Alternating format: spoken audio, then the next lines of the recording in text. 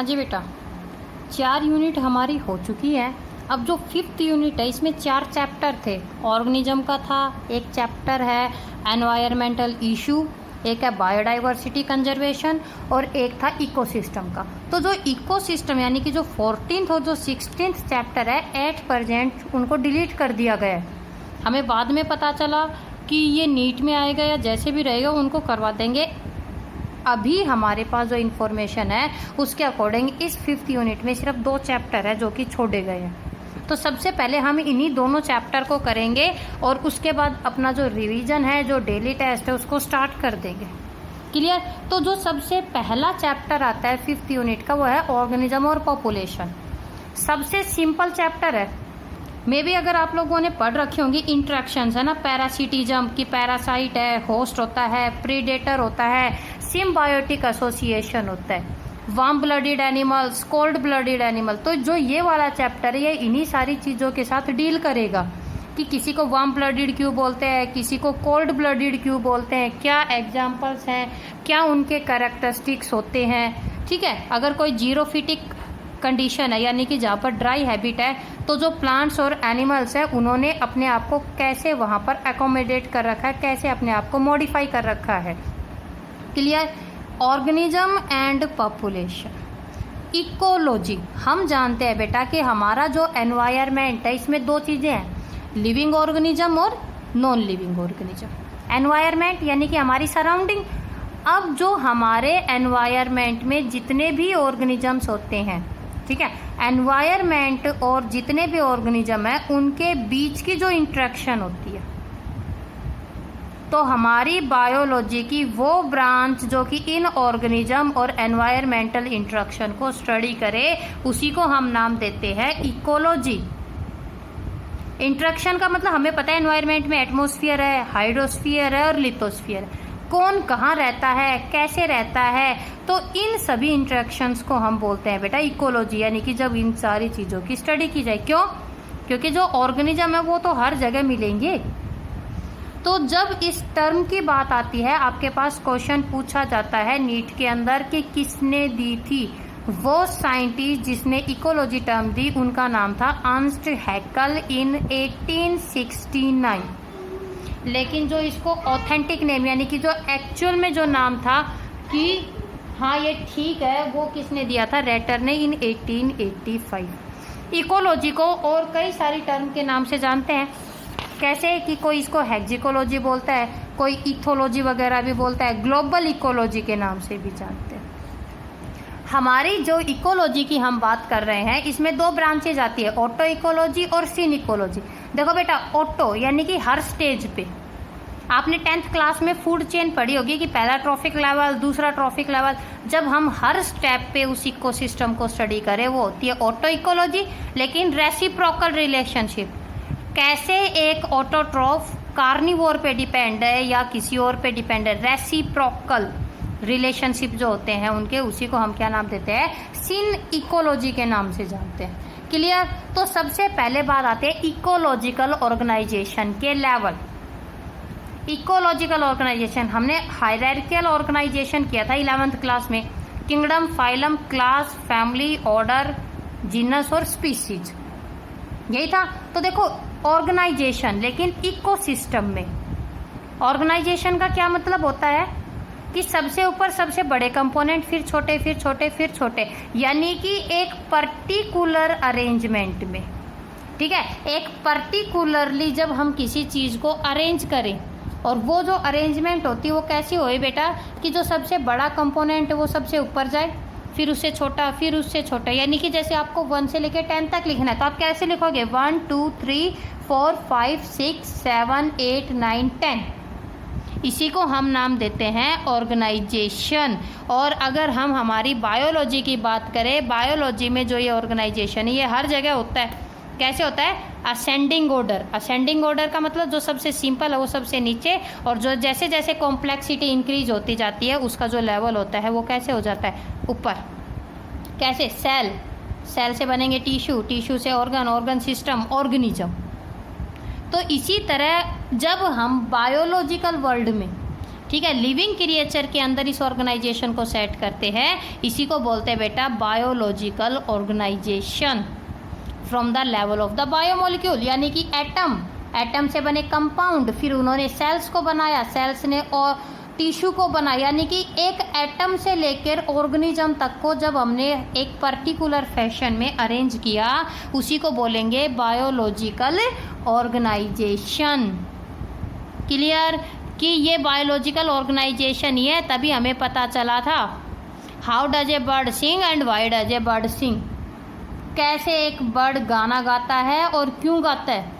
How का question और Y का क्वेश्चन हमें इसीलिए मिला क्योंकि हमने हर चीज़ को एक पर्टिकुलरली ऑर्गेनाइज कर दिया था। क्लियर। तो जब हम इस हायरार्की की बात करेंगे, इसी हायरार्की को जब हम इकोलॉजिकली, यानी कि इकोलॉजिकली का क्या मतलब हुआ बेटा, एनवायरमेंट में रखते हैं, इकोलॉजी में रखते हैं, this one is known as ecological level of organisation. Clear. जब इस इकोलॉजिकल बायोनेटिक कम्युनिटी की बात करते हैं तो हम बहुत सी चीज़ें रहती हैं जिनको पढ़ते हैं। तो सबसे पहले जो ये इकोसिस्टम की हम बात कर रहे हैं, इसमें कौन आते हैं, ऑर्गेनिज्म, वो लिविंग क्रिएचर, वो डिफरेंट एंटिटी जो जिसमें कि लाइफ प्रोसेस देखने को मिले, वो क्रिएचर जो कि life process, nutrition, respiration, excretion, transportation देखते हैं, और यही चीज़ उनको बाकी लोगों से अलग करती है। एक या एक से ज़्यादा सेल के बने हुए रहते हैं, अपने आप को खुद रिपेयर करते हैं, खुद रेगुलेट करते हैं। दैट मीन्स जैसे हम कहते हैं cell is the basic unit of life, organism या individual, it is the basic unit of ecological hierarchy. Ecological hierarchy की जो बेसिक यूनिट होती है वो कौन होएगा, एक इंडिविजुअल होता है। नेक्स्ट आती है पॉपुलेशन। जब ये लोग इकट्ठे होंगे तो किसको बनाएंगे, भीड़ को बनाएंगे, यानी कि एक पर्टिकुलर जगह पे, एक पर्टिकुलर ज्योग्राफिकल एरिया या स्पेस पे जो इंडिविजुअल, जो ऑर्गेनिज्म रहते हैं, उन्हीं को हम क्या नाम देते हैं, population. Different population of same organism. Human है, कोई अमेरिका में, कोई लंदन में, कोई इंडिया में, कोई साउथ अफ्रीका में, अलग अलग ज्योग्राफिकल एरिया में जब रहते हैं, they are known as the local population. यही तो बोलेंगे ना, है तो ह्यूमन और सब वहाँ के क्या होते हैं, लोकल होते हैं। क्लियर। तीसरी चीज़ आती है कम्युनिटी, समुदाय, समाज, assemblance of population of different species. हम ये तो नहीं कहते ना कि भाई जो रेवाड़ी डिस्ट्रिक्ट है या जो नारनौल है, या मतलब आप अपना विलेज लगा लो, वहाँ पर सिर्फ आदमी रहते हैं, नहीं, प्लांट भी है, एनिमल भी है, बैक्टीरिया भी है, फंगस भी है, और एक दूसरे के साथ में इंटरेक्ट करते हैं। पॉन्ड लगा लो, एक तालाब है, क्या एक तालाब में सिर्फ पानी है, नहीं ना बेटा, बहुत सारे लिविंग क्रिएचर है, तो उन्होंने बनाया एक कम्युनिटी। फिर बात आती है इकोसिस्टम, हमारे नेचर का वो हिस्सा, ठीक है, हमारे नेचर का वो हिस्सा जहाँ पर कोई भी कम्युनिटी रहती है और वो दूसरों के साथ इंटरेक्ट करती है, एनर्जी को ट्रांसफ़र करने में या किसी और चीज़ में, वो बनाती है इकोसिस्टम। लैंडस्केप, ज़मीन का एक हिस्सा, ज़मीन का एक टुकड़ा जहाँ पर पर्टिकुलर ऑर्गेनिज्म रहते हैं। नेचुरल बाउंड्री, कुत्तों का अपना इलाका है, इस वाले एरिया में बंदर रहते हैं, यानी कि एक ज़मीन का हिस्सा जहाँ पर पर्टिकुलर रहे, उनको हम बोलते हैं लैंडस्केप।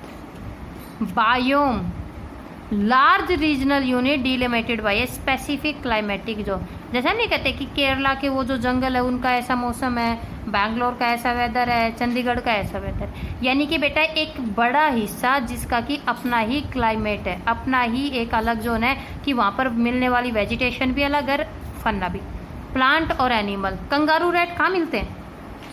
अगर मैंने ये कहा कि कंगारू रैट जाओ और हरियाणा से पकड़ के ले आओ, राजस्थान से पकड़ के लाओ, मिल जाएंगे? नहीं मिलेंगे। यानी कि हमारी अर्थ के ऊपर वो पर्टिकुलर एरिया, वो पर्टिकुलर जगह जहाँ पर पर्टिकुलर स्पीसीज है, जैसे टुंड्रा डेजर्ट है बेटा, सिर्फ जो यहाँ स्पीसीज मिलती है वो कहीं और थोड़ी मिलेगी। टेम्परेट जो डेसिडुअस फॉरेस्ट है, ट्रॉपिकल जो रेन फॉरेस्ट है, आशियन जो रहते हैं, इनमें जो स्पीसीज है, चाहे प्लांट है, एनिमल है, स्पेशल है, कहीं और नहीं मिलेंगे। जो जहाँ यहाँ पर है वो वहीं पर रहते हैं, तो उनके उस हिस्से को हम बोलते हैं बायोम। और लास्ट जो टर्म हम पढ़ते हैं वो आती है बायोस्फीयर। ये इसलिए नहीं कि आपको याद करनी है, इसलिए करवा रही हूँ ताकि समझ में आए कि हम लोग एक्चुअल में करने क्या जा रहे हैं, इंट्रैक्शन डायरेक्ट नहीं करनी। Biologically inhabited part of the earth, earth का एक ऐसा हिस्सा जिस पे बायोलॉजिकल लाइफ है, उन्हीं को हम बोलते हैं बायोस्फीयर। अब हम आगे कुछ और टर्म्स पढ़ेंगे, एनवायरनमेंट, क्लाइमेट, हैबिटेट, निके। एनवायरनमेंट हमारे सराउंडिंग और उस सराउंडिंग के दो हिस्से, लिविंग और नॉन लिविंग, ये बनाते हैं हमारे एनवायरनमेंट को। क्लियर? अब जब हम इसके कंपोनेंट्स वगैरह की बात करेंगे तो हमारे एनवायरनमेंट में रहते हैं रिसोर्सेज और इसके अलावा रहते हैं इसके रेगुलेटरी फैक्टर्स। अब बात आती है वेदर और क्लाइमेट। देखो, वेदर और क्लाइमेट, कई बार ऐसा लगता है कि ये जो टर्म्स है एक दूसरे के इंटरचेंज ही तो है, एक ही चीज़ होगी। नहीं, मैंने कहा कि आज का वेदर कैसा है, आज का वेदर कैसा है मतलब आज गर्मी है या ठंड है, वो आज हुआ। अगर बारिश हो गई तो वो मौसम चेंज है ना, टेम्परेचर चेंज, नहीं है तो गर्मी है, वो हुआ सिर्फ आज का। यानी कि एक छोटी सी एटमॉस्फेयर के लिए जो शॉर्ट टर्म यूज करते हैं वो होती है वेदर। बट गर्मियाँ चल रही हैं, कई महीने चलेंगे, जो लॉन्ग टर्म हम एटमॉस्फेयर के लिए टर्म यूज करते हैं वो होती है क्लाइमेट। हर जगह वेदर चेंज है। आप मान लो फॉर एग्जांपल अब अगस्त चल रहा है, अब आप जाओ कश्मीर, वहाँ का वेदर अलग है, बेंगलोर में जाओ अलग है, ठीक है, एमपी में जाओ अलग है, बॉम्बे में जाओ अलग है, हरियाणा में जाओ अलग है, जगह वेरी करती है। पूरे इंडिया में ही तो गर्मी चल रही है, चेंज तो नहीं हुई ना बेटा, वो होता है क्लाइमेट।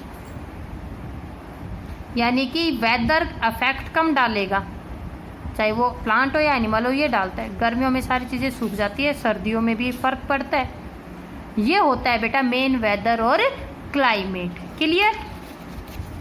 चलो जी, अब आगे चलते हैं। अब और भी टर्म आती है, जैसे माइक्रो क्लाइमेट था, हैबिटेट और निके। हैबिटेट, मैंने कहा कि ये वाली पर्टिकुलर स्पीसीज है जो पॉन्ड में रहती है, ये स्पीसीज है जो डेजर्ट में मिलती है, ये सलाइन सोइल में मिलती है। हैबिटेट, हैबिटेट का मतलब है लोकेलिटी ऑफ ए कम्युनिटी, कि भाई मान लो मैंने कहा कि एक पूरी कम्युनिटी है, वो कहाँ पर रहे। क्लियर? उसको बोलेंगे बेटा हैबिटेट। लेकिन एक टर्म और आती है, बहुत इंपॉर्टेंट आती है, निके, और इसके बीच का डायरेक्ट ये डिफरेंस कर लेना।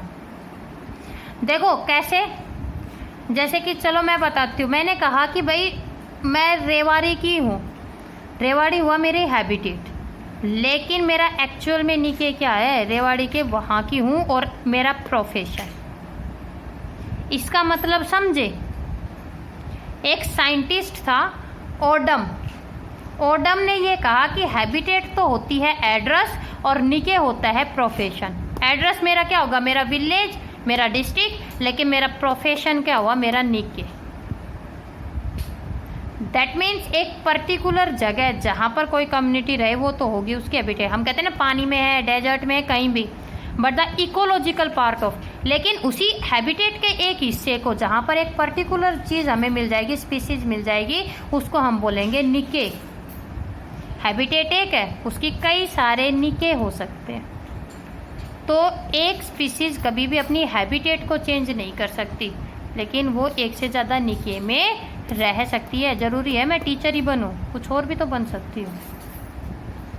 क्लियर? तो बेटा इकोलॉजिकल निके और जो हैबिटेट है, ये जो इम्पोर्टेंस है, ये बहुत बहुत ज़्यादा इम्पोर्टेंट है। इनके अंदर आप ये डायरेक्ट इसका डिफरेंस कर लेना।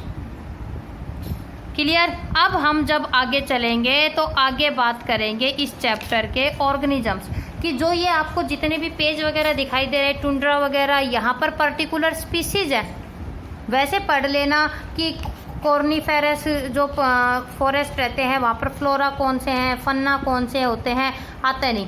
हम जो स्टार्ट करेंगे नेक्स्ट वीडियो में, वो स्टार्ट करेंगे एनवायरमेंटल फैक्टर्स से। क्या होते हैं, कौन होते हैं और कैसे कैसे वो लोग काम करते हैं। तो बीच के आप कर लेना, कोई प्रॉब्लम आए तो उसके लिए मैं हूँ ही, मेरे से पूछ लेना।